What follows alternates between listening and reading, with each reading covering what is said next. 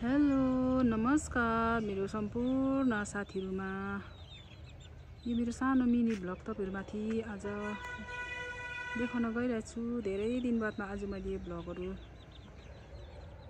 देखाउन गइरहेको छु किनभने धेरै दिन भयो पानीहरु परेर यहाँ त मिरिकमा त भल पहिरो चले सबैजनाले सुन्नुभयो होला कस्तो कस्तो घटनाहरु भयो।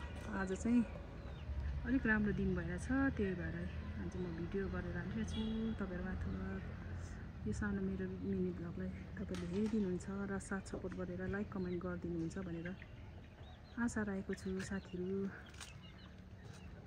तपाईहरु सबैले हेरिदिनुहोस् अनि कस्तो लाग्छ लाइक कमेन्ट अनि जो नयाँ साथीहरु हुनुहुन्छ उहाँहरुले सब्स्क्राइब पनि गरिदिनुहोस् भनेर यो सानो भ्लग चाहिँ देखाउन गइरहेको छु।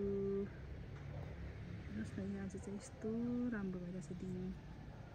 साँझमा चाहिँ उब्रियो दिनमा चाहिँ पानी पर्ला जस्तो भइरहेको थियो तर अहिले चाहिँ राम्रो भइरहेछ साथीहरु। हेर्नुहोस् न कस्तो घाम अस्ताउने जग्गा चाहिँ हाम्रो यतापट्टि पर्छ कि यो चाहिँ घाम अस्ताइरहेछ। घाम अस्ताको सिनहरु चाहिँ यस्तो छ साथीहरु।